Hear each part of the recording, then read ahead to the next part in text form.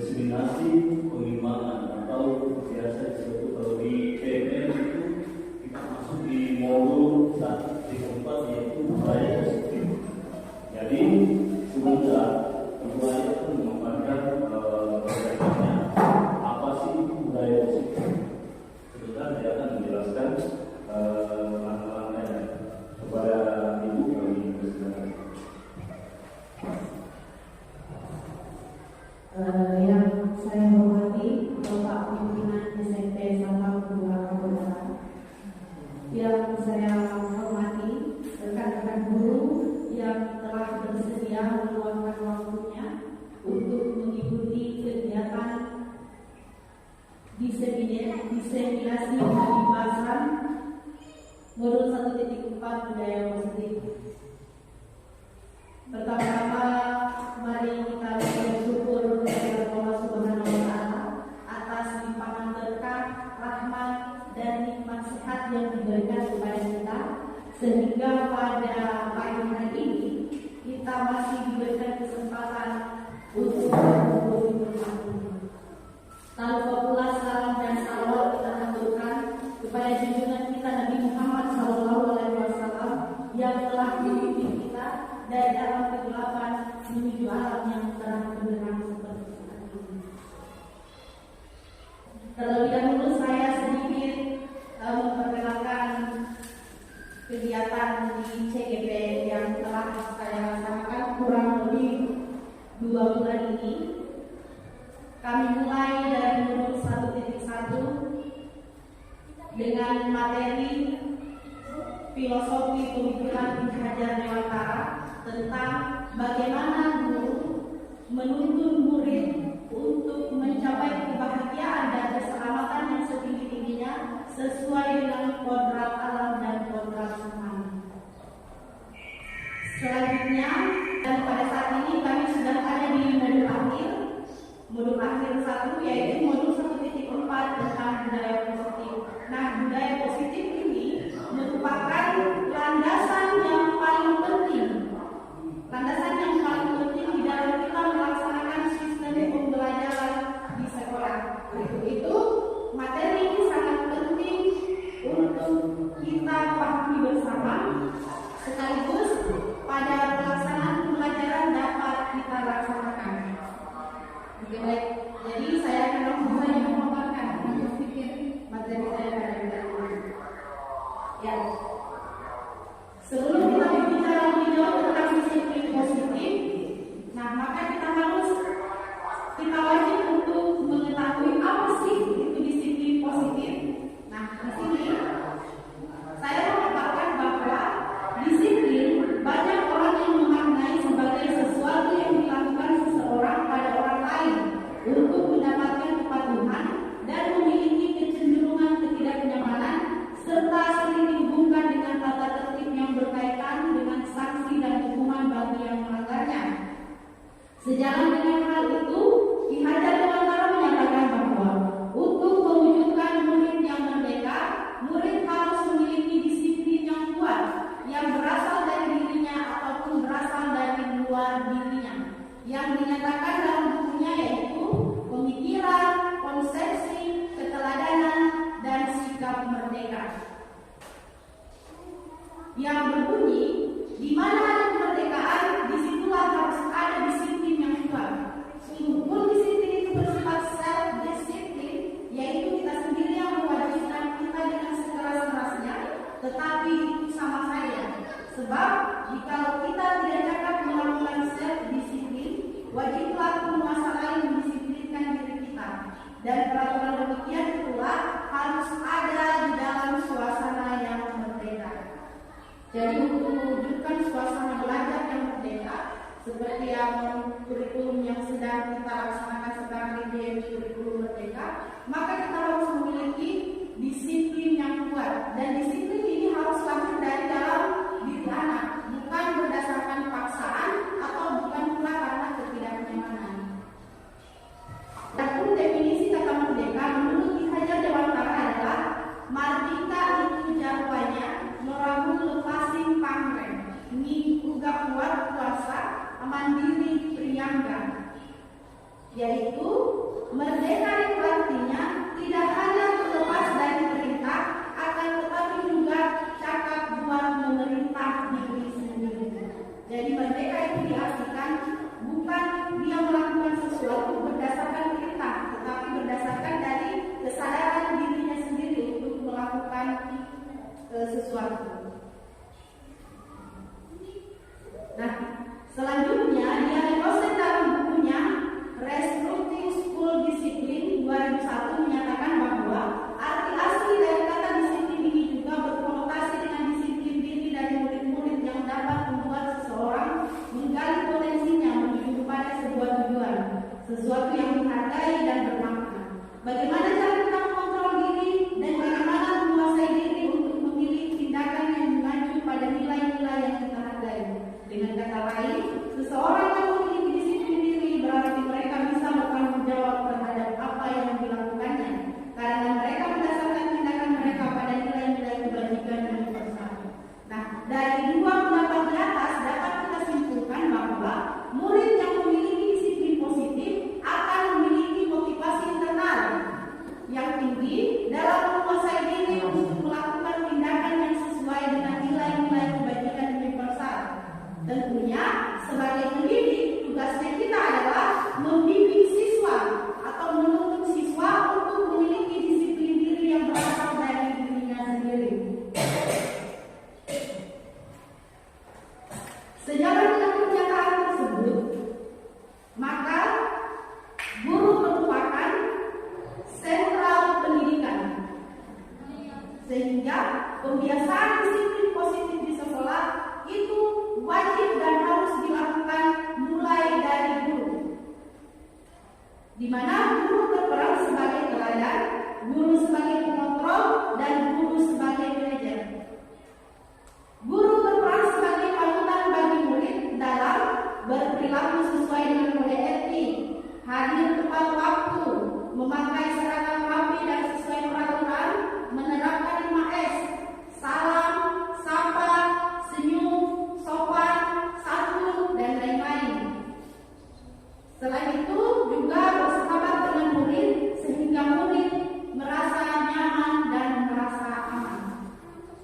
Guru sebagai pengontrol dapat kita lakukan dengan guru berkomunikasi dan berkolaborasi dengan siswa dalam pengawasan pelaksanaan budaya positif di sekolah. Posisi guru sebagai manajer, guru berkomunikasi dengan murid dalam menggali permasalahan kedisiplinan yang terjadi, berkolaborasi dengan siswa dalam rangka mencari solusi, membuat kesepakatan bersama siswa dalam mengaplikasikan solusi, dan pelaksanaan kesepakatan bersama dengan bertanggung jawab. Nah, untuk dapat melaksanakan pembiasaan disiplin positif di sekolah ini, maka kita harus mulai berubah dari cara mindset kita. Sebelum melaksanakan atau untuk dapat melaksanakan disiplin positif di sekolah, maka tentunya hal utama yang harus kita lakukan merubah mindset berpikir kita atau merubah paradigma kita, yaitu dengan berpikir bahwa kita memahami dan melaksanakan pendidikan ini yang awalnya dari model tradisional sekarang sudah mengadopsi model yang kreatif, inovatif, dan berorientasi pada murid. Tujuannya adalah tentunya untuk membangun disiplin positif di sekolah. Maka sekolah perlu menyediakan lingkungan yang aman dan nyaman agar murid-murid mampu berpikir, mencipta, dan bertindak dengan merdeka serta mandiri dan bertanggung jawab. Tujuan selanjutnya, pada umumnya disiplin dikaitkan dengan kontrol.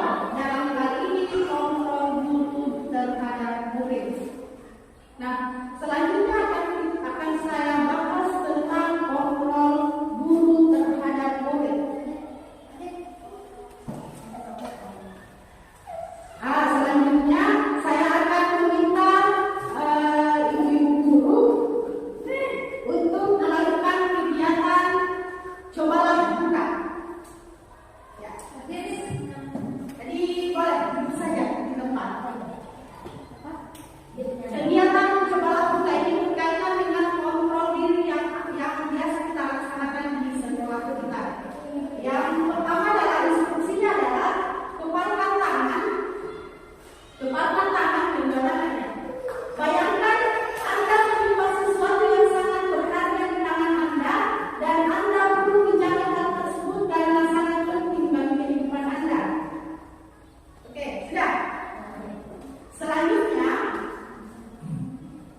Cobalah buka kepala tangan dengan segala cara. Boleh membujuk, boleh menghardik, boleh mengintimidasi, memarahi, menggoda, menggelitik, bahkan menawari uang. Oke, silakan. Bayangkan saja ya, ini tangannya kita menyimpan sesuatu hal yang sangat menghargai.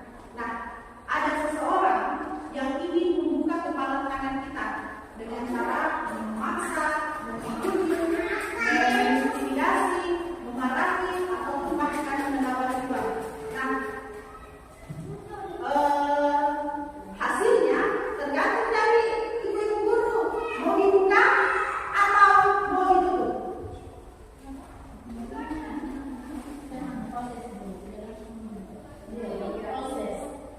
Oke, sudah ya?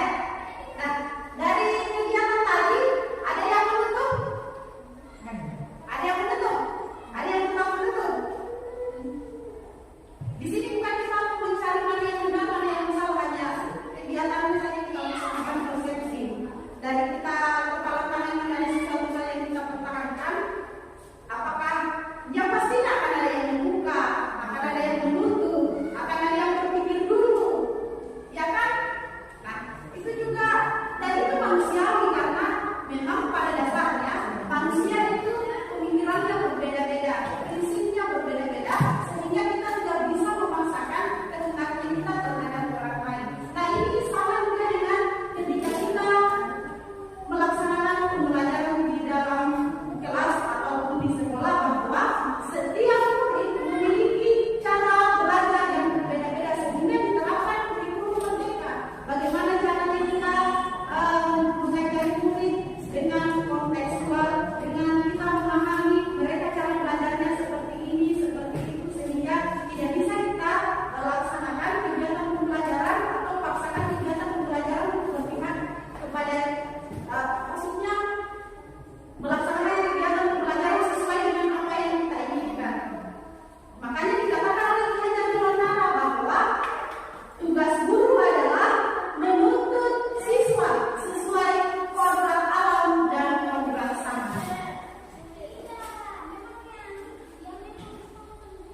Nah, yang kita lakukan tadi itu masuk dalam teori posisi kontrol. Dalam kegiatan membuka tangan, sesungguhnya siapa yang memegang kendali atau kontrol untuk membuka atau menutup kepala tangan kita? Ya, jawabannya sudah pasti ya, diri kita sendiri yang memegang kontrol atas kepala tangan kita. Apakah kita akan membuka, menutup, itu tergantung pada diri kita masing-masing sesuai dengan kebutuhan dasar kita. Oke, yang benar-benar saya ucapkan terima kasih dan selamat datang.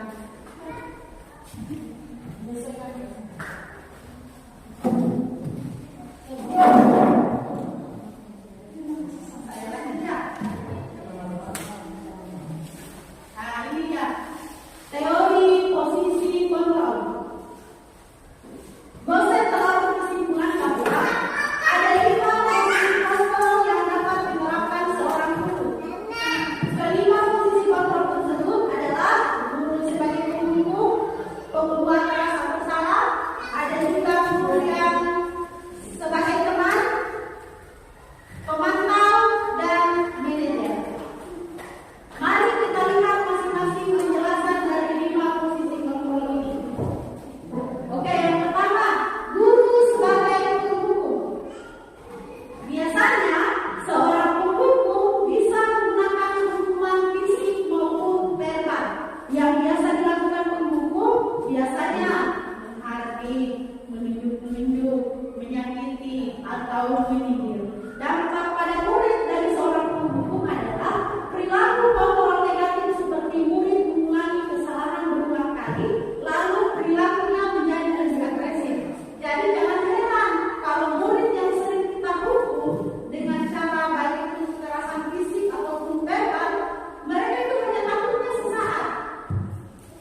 Takutnya sesaat karena takutnya ini tidak lahir dari dalam dirinya, tetapi karena ada faktor eksternal dari luar, sehingga bisa kemungkinan dan bukan lagi kemungkinan itu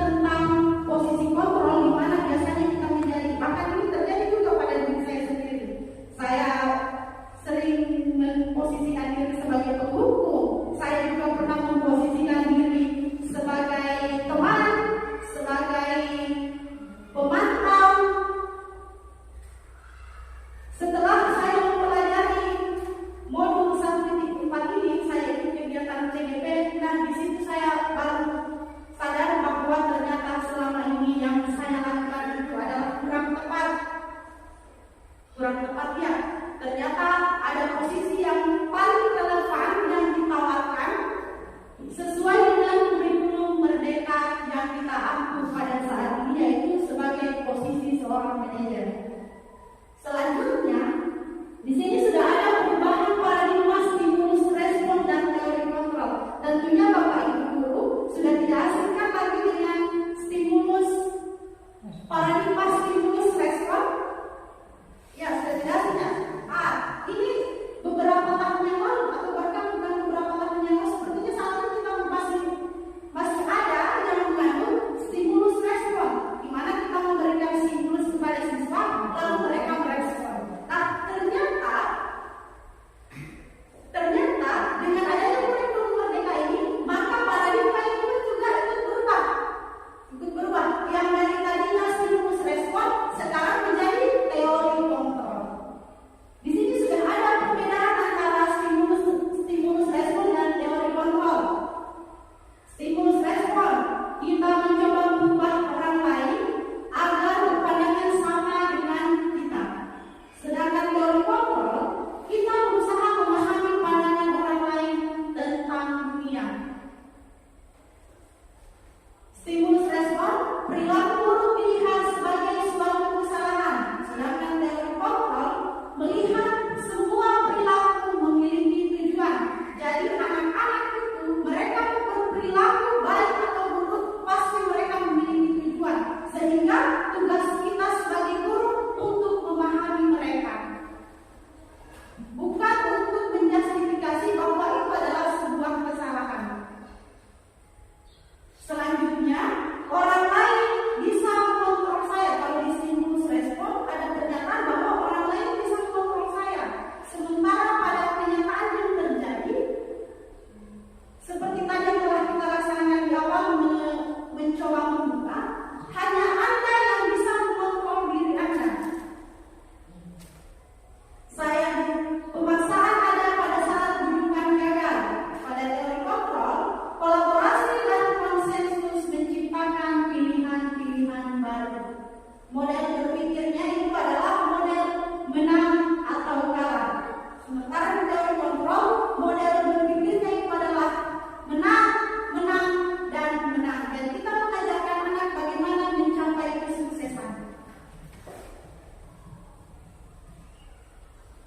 Selanjutnya, ini kebutuhan dasar manusia. Seperti yang kita ketahui bahwa kebutuhan dasar manusia itu ada 5, yaitu ada kebutuhan bertahan hidup atau survival, kebutuhan cinta dan kasih sayang atau penerimaan, kebutuhan penguasaan atau pengakuan, dan kebutuhan kebebasan, yaitu kebutuhan dan pilihan serta kebutuhan akan kesenangan. Berdasarkan teori kontrol menyatakan bahwa perilaku manusia memiliki tujuan. Dalam ruang lingkup sekolah, maka yang dimaksud adalah perilaku siswa. Terkadang kita tidak menyadari bahwa perilaku yang dilakukan pasti memiliki alasan dan tujuan, sehingga perlu dipahami bahwa ketika siswa kita melakukan perilaku yang tidak baik atau tidak kita sukai, maka saat itu siswa memiliki kebutuhan dasar yang harus kita penuhi. Kebutuhan dasarnya itu tadi ini. Ada bertahan hidup, kebutuhan cinta dan kasih sayang, kebutuhan penguasaan atau pengakuan, kebutuhan kebebasan, dan kebutuhan akan kesenangan. Coba, kalau kebutuhan bertahan hidup itu biasanya kalau kita mengajar itu kan ada jam istirahat ya. Mengapa ada jam istirahat? Karena pada jam istirahat itu siswa akan melaksanakan kegiatan jajan, mereka harus mengisi tenaga dan pikiran setelah melakukan kegiatan pembelajaran. Nah, biasa juga ada guru, karena katakanlah saya mengajar bahasa Indonesia, maka saya juga perlu melakukan hal seperti ini. Karena jam saya terpotong, sisa 1 jam, jadi saya ambil saja jam istirahat, tidak usah anak-anak keluar, tetap belajar di dalam kelas, supaya nanti setelah keluar main, saya tidak perlu lagi pulang balik ke kelas, sehingga langsung saja masuk pada materi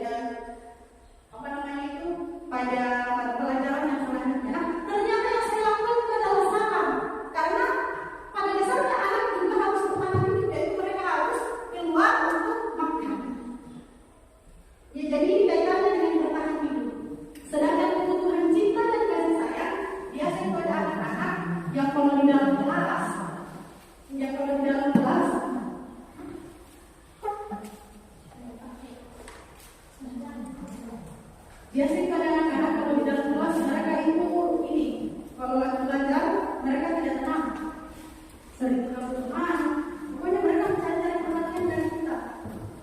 Nah, coba kalau kita lakukan pendekatan persuasif kedepannya, ternyata biasanya itu anak-anak yang seperti itu mereka kekurangan cinta dan kasih sayang, sehingga mereka biasanya bertindak berulang. Jadi kita itu adalah memahami saja. Pasti kan ada anak-anak yang seperti itu. Ya, sering. Dan itu jangan kita marahi. Justru kita tanya baik-baik. Kenapa melakukan hal seperti itu? Apa tujuan kamu? Kira-kira yang kamu lakukan itu sudah benar atau tidak? Sudah sesuai dengan keyakinan kelas atau tidak? Nah, kalau gurunya itu selesai. Guru datang ke sekolah sudah harus terpenuhi semuanya. Mau tidak terpenuhi dari rumah, ketika kita sudah berada di lingkungan kerja, pokoknya semuanya terpenuhi. Jadi guru itu kita harus pandai berpikir. Tidak boleh membawa masalah yang ada di rumah datang ke sekolah, karena itu akan berdampak pada anak didik kita. Ya, seperti itu. Kemudian kebutuhan pengakuan. Kira-kira ada yang bisa membantu menguraikan kebutuhan pengakuan itu yang bagaimana dari seorang anak? Kebutuhan pengakuan. Dan biasanya kan anak-anak itu kalau kita suruh belajar, biasanya kan ada anak-anak yang memang ini, cepatnya kerja, ya kan? Nah, mereka itu sebenarnya butuh apa? Iya, mereka butuh saya hebat, saya bisa, kan? Sehingga kita sebagai guru harus memberikan itu kepada mereka supaya mereka lebih termotivasi lagi. Nah, untuk anak-anak yang tidak terlalu aktif, mereka juga butuh pengakuan. Mereka butuh pengakuan, tapi kita harus memberikan dulu cinta dan kasih sayang. Kebutuhan kebebasan atau kebutuhan dan pilihan. Nah, ini kaitannya dengan kurikulum merdeka yang sedang kita ambil. Anak-anak itu kan cara belajarnya pasti berbeda-beda ya. Ada yang senang menulis, ada yang tidak senang kalau disuruh menulis, ada yang senang membaca, ada yang senang menggambar. Nah, dari situlah mereka kebutuhan kebebasan mereka perlu kita penuhi dengan cara menyediakan pembelajaran yang apa itu namanya mereka? Iya, yang berdiferensiasi. Karena anak-anak memiliki kebutuhan kebebasan, kebutuhan akan kesenangan. Nah, kalau kita masuk mengajar, kalau anak-anak tidak senang, kira-kira apa yang terjadi?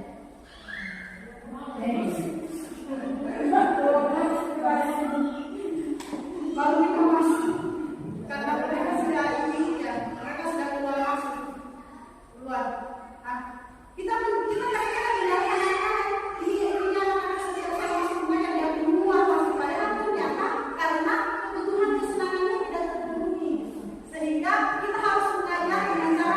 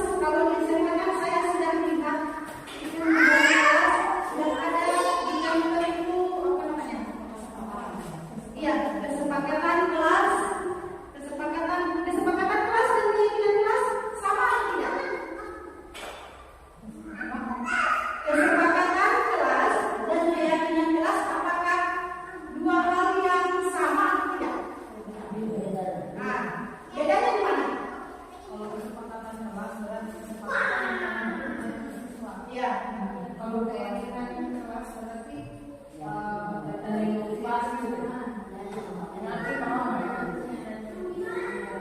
benar sekali ya. Jadi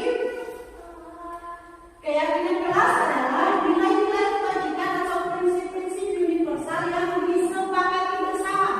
Jadi keyakinan kelas ini lahir dari kesepakatan kelas atau peraturan kelas. Keyakinan kelas ini disepakati dan harus lahir dari siswa, bukan lahir dari gurunya. Karena siswa yang membuat, maka mereka yang harus meyakini, mereka yang harus melaksanakan. Tugasnya sebagai guru adalah menjadi kontrol untuk mereka. Menurut dosen, suatu keyakinan akan lebih memotivasi seseorang dari dalam. Seseorang akan lebih bersemangat untuk menjalankan keyakinannya daripada hanya sekedar mengikuti serangkaian peraturan. Nah, ini dia dalam pembentukan keyakinan kelas Bapak Ibu guru. Apakah ini para wali kelas ingin memperbaharui keyakinan kelas yang sudah ada? Ini dia sudah ada langkah-langkah pembentukan keyakinan kelas atau syarat-syaratnya. Yang pertama yaitu keyakinan kelas bersifat abstrak daripada peraturan yang lebih rinci dan konkret. Keyakinan kelas berupa pernyataan-pernyataan yang universal. Pernyataan keyakinan kelas senantiasa dibuat dalam bentuk positif. Keyakinan kelas hendaknya tidak terlalu banyak sehingga mudah diingat dan dipahami.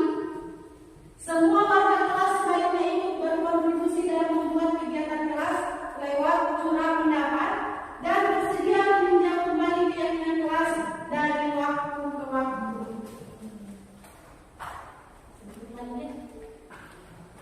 Ini sudah ada contoh peraturan dan keyakinan kelas. Kalau misalkan di peraturan itu selalu kembalikan buku ke tempatnya.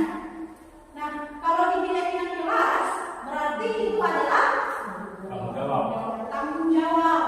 Dilarang mengganggu orang lain. Keyakinannya adalah menghormati orang lain dan sendiri. menghormati orang lain dan diri sendiri. Begitu juga selanjutnya bisa dilihat pada slide ini.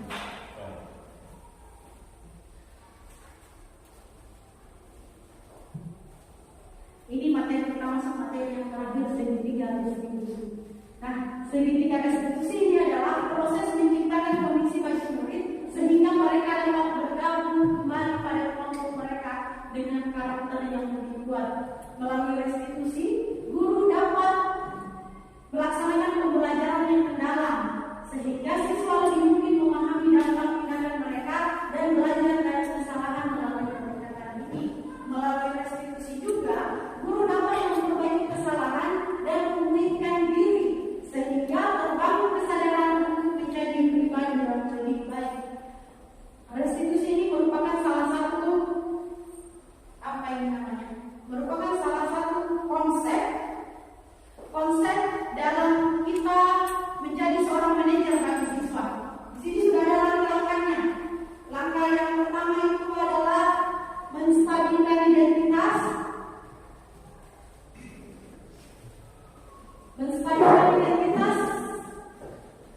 Langkah yang kedua memvalidasi tindakan yang salah, dan langkah yang ketiga adalah menanyakan keyakinan. Ini tidak ada penjelasan dari masing-masing. Bagian menstabilkan identitas, bagian ini bertujuan berubah orang yang merasa gagal karena berbuat salah menjadi orang sukses. Sebagai guru, kita harus mampu meyakinkan mereka. Misalnya dengan berkata, anak-anak kalau sudah melakukan kesalahan, itu kan kita panggil dulu ya, kemudian kita lakukan pendekatan ini kita pakai pendekatan segitiga restitusi. Yang pertama, kalau kita gunakan pendekatan segitiga restitusi, yang pertama kita tidak boleh menjustifikasi yang kamu lakukan itu adalah salah, kenapa kamu lakukan seperti ini, itu tidak boleh. Jadi kita harus menstabilkan dulu situasi atau keadaannya. Kita harus menstabilkan mental mereka agar mereka tidak takut kepada kita. Bisa kita katakan, saya pernah melakukan hal yang sama denganmu. Berbuat salah itu tidak apa-apa. Tidak ada manusia yang sempurna. Saya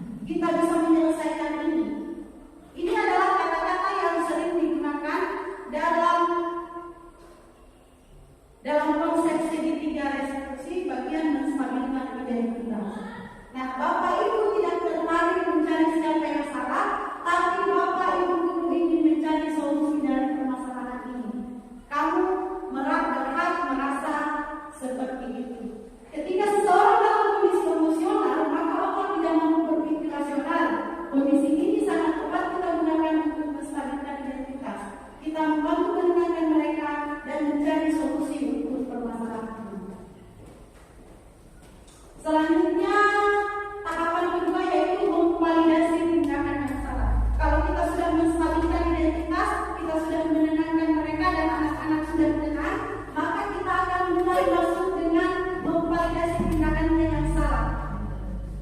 Memvalidasi tindakan yang salah pada langkah kedua ini adalah kita terlebih dahulu memahami kebutuhan dasar yang mendasari tindakan murid kita. Menurut teori kontrol, semua tindakan pasti memiliki tujuan, entah baik ataupun buruk. Ketika kita menolak murid yang berbuat salah, maka mereka akan tetap dalam masalah. Yang lebih diperlukan adalah kita memahami alasan mereka berbuat kesalahan sehingga mereka bisa dipahami. Tahapan yang ketiga yaitu menanyakan keyakinan. Menanyakan keyakinan kelas adalah langkah selanjutnya. Ketika langkah pertama dan kedua sukses dilakukan, maka anak lebih siap dikaitkan dengan nilai-nilai kebajikan yang dia percaya dan berijab menjadi orang yang menjadi bintang. Kehidupan masa depan yang mereka inginkan sangat penting ditanyakan. Ketika gambaran masa depan yang sudah ditemukan, maka guru dapat membantu mengarahkan mereka tetap fokus pada gambarannya, sehingga restitusi dapat menumbuhkan motivasi internal murid untuk disiplin positif dan terbiasa mencari solusi dengan permasalahannya. Oke, kita sudah, itulah pemaparan materi dari saya terkait budaya positif. Sebelum kita menutup kegiatan ini, saya minta waktunya Bapak Ibu Guru untuk melakukan refleksi kegiatan. Nah, refleksi kegiatan ini sudah ada beberapa pernyataan yang perlu Bapak Ibu lengkapi. Nanti sebentar akan saya kumpulkan, akan saya baca sebagai bahan refleksi diri saya. Ini yang pertama, perasaan saat ini adalah setelah mengikuti kegiatan diseminasi pembebasan budaya positif. Kemudian yang kedua, setelah mengikuti materi pembebasan atau diseminasi pada hari ini, saya jadi paham bahwa apa yang Bapak Ibu pahami tentang materi yang telah saya sampaikan. Yang ketiga, target saya selanjutnya adalah setelah paham itu, target Bapak Ibu Guru, misalkan saya merubah dari posisi penghubung menjadi posisi manajer. Itu hanya contoh saja. Tapi saya di sini kita semua sudah menjadi seorang manajer untuk teman kita. Oke, baik. Bisa mungkin dituliskan di kertas. Ya, karena akan saya kumpulkan sebagai bahan refleksi diri saya. Atau ada yang mau bertanya? Mau bertanya, mau memberikan saran?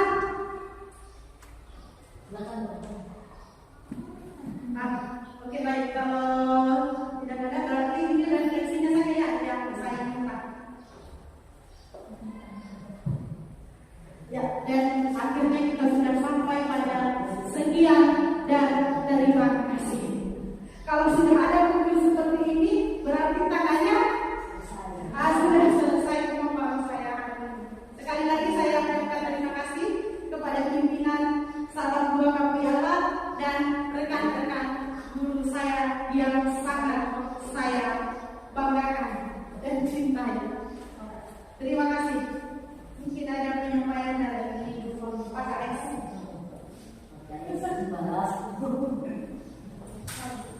Iya, terima kasih kepada semuanya yang sudah memaparkan tadi tentang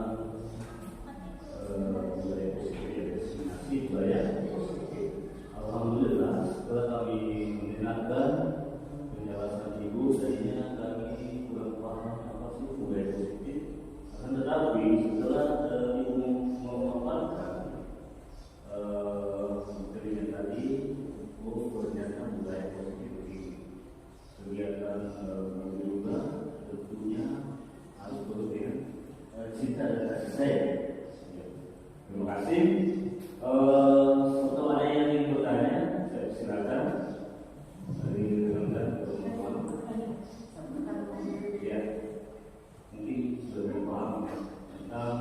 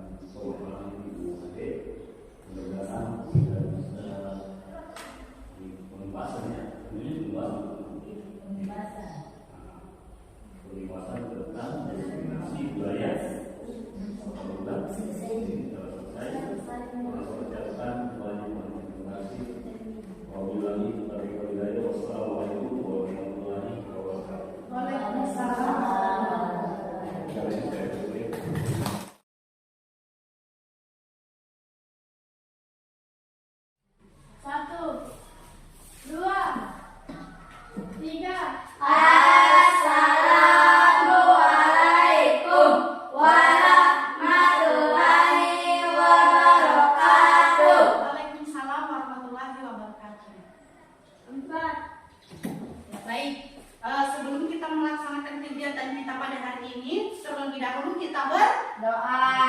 Ketua kelas silakan pimpin doa. Sebelum kita belajar, marilah kita berdoa. Doa dulu. Bismillahirrahmanirrahim. Rabbi zidni ilman warzuqni fahman. Artinya, ya Allah, berilah aku ilmu dan pemahaman yang berguna. Amin ya Rabbil alamin. Bagaimana kabar kalian hari ini? Baik. Kalian sehat? Sehat. Seperti yang telah Ibu Guru katakan pada pertemuan sebelumnya, bahwa hari ini kita akan membuat keyakinan Kelas. Ya, Ibu Guru sudah jelaskan apa itu keyakinan kelas pada materi pada pertemuan sebelumnya. Ibu Guru sudah Ibu Guru sudah paparkan apa itu keyakinan kelas, tujuannya, dan bagaimana bentuknya. Nah, hari ini kita akan langsung pada kegiatan inti, yaitu kalian akan menuliskan keyakinan-keyakinan kalian yang akan kita laksanakan dan harus dipatuhi atau dijalankan oleh kalian. Ibu Guru kasih kalian kertas, silakan tuliskan keyakinan apa yang ingin kalian terapkan di kelas ini. Ya, siapa tahu banyak kamu inginkan, misalkan ingin kebersihan, menjaga kebersihan, tidak mengganggu teman, apalagi tidak datang terlambat, hadir tepat waktu.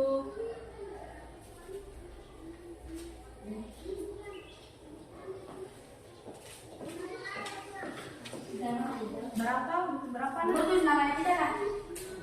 Tidak perlu ditulis namanya. Mau warna apa?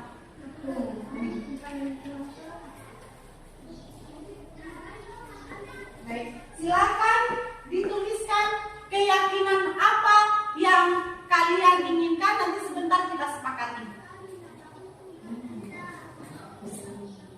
Terkait dengan kedisiplinan kaliannya, kebersihan,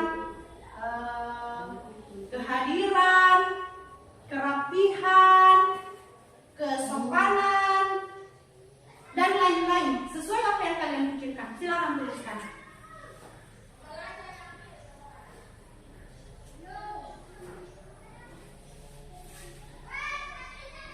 Keyakinan-keyakinan apa saja yang kalian inginkan, nanti sebentar akan kita sepakati bersama.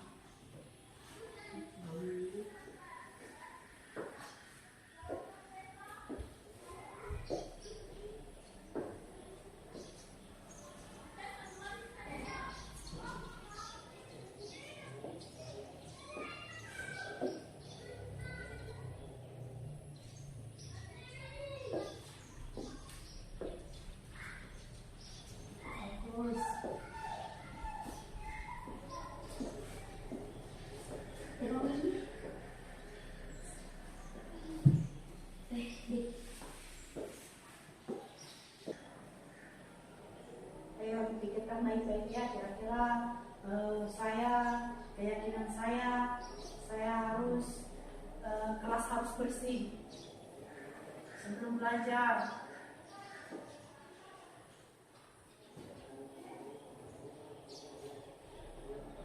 Harus rapi kalau datang ke sekolah.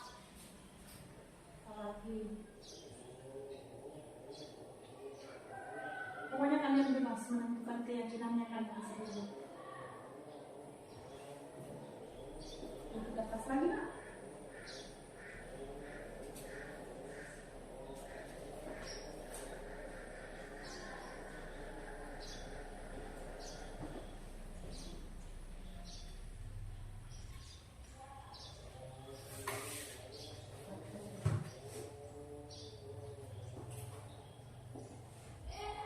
Kalau sudah, silakan ditempelkan di papan tulis ya.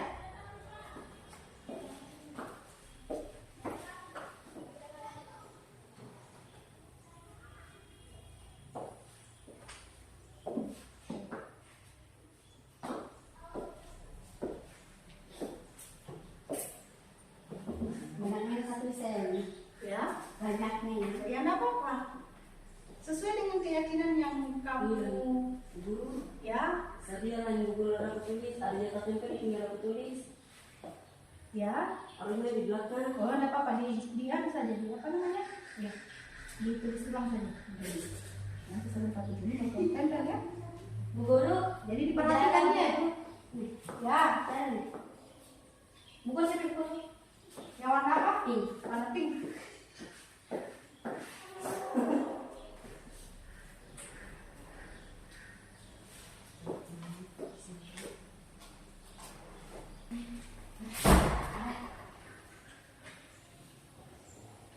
Sudah selesai? Kalau sudah silakan ditempelkan di papan tulis. Oke, sudah selesai, silakan ditempelkan di papan tulis.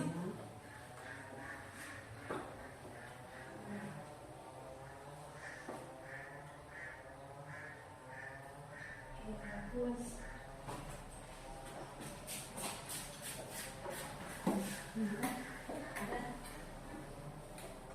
Kenapa? Warna Pink. Hijau. Yang itu. Yang ini. kuning. Sungguh warna pink. Saya masih mau urut kertas ya. Saya masih urut kertas. Bagus dong. Mau menulis lagi ya? Jadi kayak Di tengah, di tengah. Nah, di situ nanti akan kita tuliskan di sini kesimpulan dari keyakinan kelas yang kita sepakati. Kasih ada jarum-jarum, ya di situ. Kasih pin dari situ. Dan istilah yang kita gunakan untuk menulis. guru lagi di kertas satu. Dari sini sampingnya. Ada pertanyaan? Tidak ada. Bu guru, Ya. kertas bulan 1. Oh,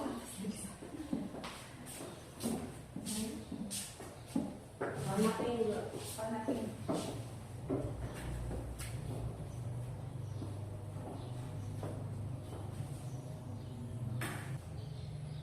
Di tengah yang hilang. Di atas Bu guru. Di situ sudah kita di situ tempel.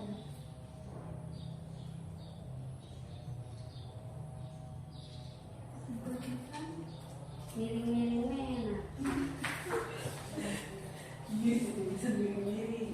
Pink. Kuning-kuning. Silakan duduk kembali ke kelas. Ini dia punya semua. Banyak.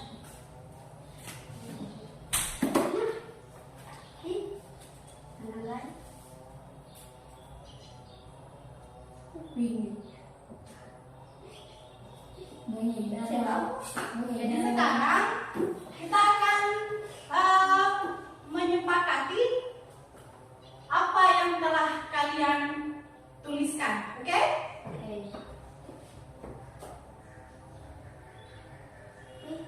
Jangan boleh datang. Baru cepat.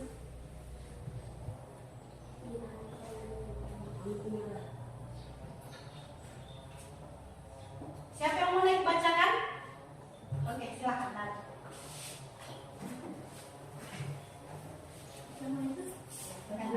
Pokoknya semuanya boleh bacakan. Mulai dari sana. Ya, jangan. Harus menjaga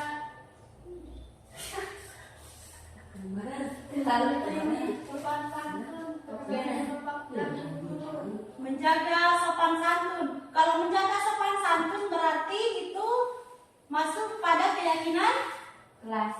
menghargai. Sopan santun menghargai ya? Iya, menghargai berarti masuk pada kategori menghargai. Kalau keyakinan itu pendek-pendek saja supaya gampang diingat. Kalau menghargai kan sudah masuk menghargai orang tua, menghargai orang lain, saling menghormati. Oh, berarti menghargai atau Menghormati. Oke. Saya mau baca sendiri. menghargai, Darah sedang pada puasa terlalu. menghormati. Oke, lanjut. Guru, Ijung dia kita baca sendiri. Oke, boleh. Saya baca buku sendiri. Boleh. Dia saya juga guru. Ya, saudara silakan lanjutkan. Ini kita sepakati ini akan kita terapkan di sekolah. Jadi kita harus menghargai atau menghormati, saling menghormati. Sepakat ini? Iya kan? Oke, bagus, lanjut Nara. Harus hadir di kelas tepat pada waktunya. Oh, kalau hadir tepat waktu berarti itu keyakinannya adalah rasa tanggung Jawab. Saja. Ini kita sepakati atau tidak? Sepakati. Jadi kita harus bertanggung jawab tentang kehadiran. Kalau datang di sekolah harus tepat Waktu. Itu masuk pada kategori keyakinan tanggung jawab ya. Selanjutnya, Harus berpakaian rapi. oke, berpakaian rapi. Berpakaian rapi itu berarti dia Bersihan. Rapiah. kerapihan. Ini disepakati atau tidak? Disepakati. Bagus, kerapihan. Jangan suka mengganggu teman tempat pada saat jam belajar. Oke, itu sudah masuk pada keyakinan? Menghormati. Iya, keyakinan menghormati ya. Tidak boleh mengganggu teman, berarti harus saling Hormati. ya, menghormati atau menghargai. Oke, lanjut. Lima tadi. Sudah bangun. Satu lagi. Kan juga kalau tidak tertentu ya nggak apa-apa. Buang. Jangan duduk pada saat jam pelajaran berlangsung. Oke, itu juga masuk pada keyakinan Menghormati. Oke. Tidak ribut ya. Boleh Oh, tidak. Kalau jangan ribut pada saat jam belajar berarti itu keyakinannya adalah Ketenangan. ketenangan. Seanda tahu. Ya. Lanjut. menjaga kebersihan antara kelas. Kebersihan sudah ada di sini? Belum. Oke, berarti kita tuliskan lagi. Kebersihan. Saya tuh saya semua.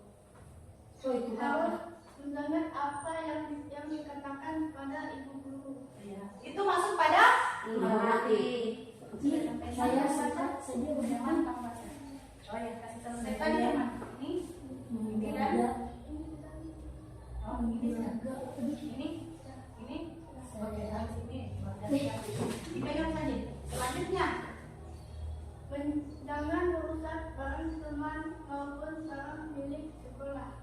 tidak boleh merusak barang milik teman atau milik sekolah. Gimana lagi? Itu masuk pada keyakinan. Menghormati. Ya, harus menghormati punya orang lain, harus menghargai punya orang lain. Ya, oke. Selanjutnya siapa yang mau naik baca? Gila kan bro. Saya. Ada dulu ya. Habis saya. Ada tadi yang sudah dibaca dapat? Itu belum. Ya, ini sama ini. Oh, ini belum. Ini. Itu tadi pun udah belajar dari sekolah.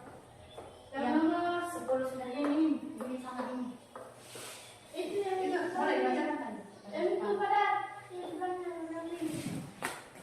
Ya. Baca. Datang ke sekolah harus tepat waktu. Oke, sudah ada. Tanggung Jawab. jawab. Menjaga sopan santun kepada guru. Menjaga sopan santun berarti itu masuk pada keyakinan. Menghormati. Dia menghormati. Menjaga kebersihan lingkungan kelas. Oke, sudah masuk pada keyakinan. Kalau menjaga kebersihan lingkungan kelas berarti keyakinannya adalah Ketenangan. Kerapian. menjaga kebersihan sekolah. Keyakinannya kita adalah kebersihan. Oke, lanjut.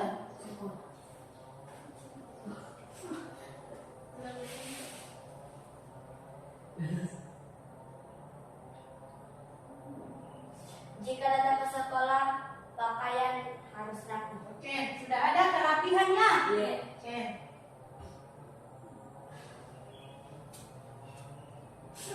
Apa lagi? Gimana tadi kau tahu?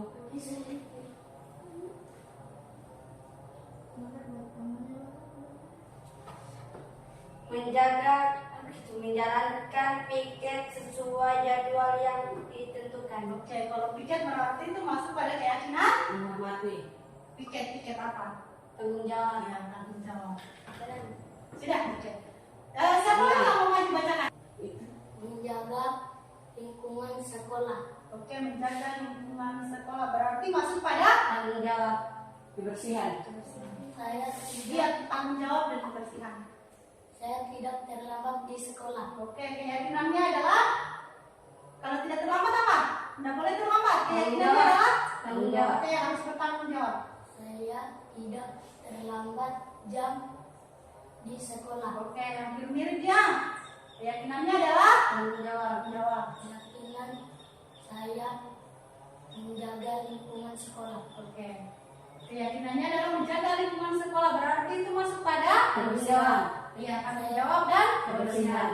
Saya menjaga kesehatan saya. Oke, kesehatan sudah ada di sini kesehatan? Tidak ada. Saya masuk sekolah di sekolah saya. Oke, kita tulis dulu ya. Apa tadi? Keyakinannya? Saya tidak sakit. Iya, kalau tidak sakit berarti keyakinannya adalah Kesehatan. kesehatan, harus sehat. Minum Selanjutnya apa apa? Apa lagi? Bersihkan sekolah. Oke. Kebersihan sudah ada yang membersihkan sekolah berarti keyakinannya adalah Kebersihan. kebersihan. Oke, sudah. Saya suka menulis di sekolah. Oke, tanggung jawab. Saya suka menjaga lingkungan sekolah.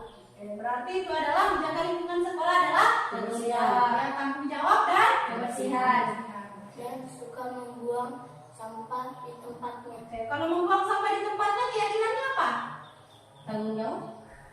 Ya, tanggung jawab. Selain tanggung jawab apa juga? Kebersihan. Ya, kebersihan. Oke, silakan duduk. Ya, beri tepuk tangan dulu. Terus keyakinan yang telah kita buat, maka kita mendapatkan kesepakatan dengan jumlah berapa? 6. Ya, 6 keyakinan. Keyakinan. Coba kita bacakan sama-sama keyakinan kelas yang akan kita terapkan mulai hari ini. Yang pertama adalah Menghargai atau menghormati. yang kedua, Tanggung jawab. ketiga, Perhatian. keempat, Ketenangan. kelima, Kebersihan. enam, Kesehatan.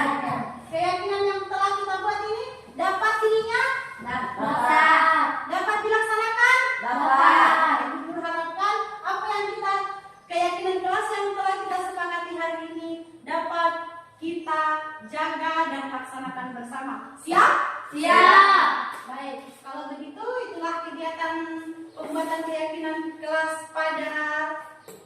keyakinan kelas kita pada hari ini dan telah kita dapatkan hasil 6 keyakinan kelas. Nanti ini Ibu Guru akan berikan dan Ibu Guru akan tempelkan di dalam kelas kalian supaya kalian setiap hari dapat melihat dan membacanya agar kalian dapat melaksanakannya. Dan Ibu Guru harap ini harus wajib untuk dihafal ya. Wajib untuk dihafal supaya kalian jangan lupa tentang keyakinan yang telah kalian buat. Oke, baik, sebelum kita tutup, silakan berdoa dulu. Datanglah, silakan pimpin doa. Kita pulang, marilah kita berdoa. Doa dimulai. Bismillah.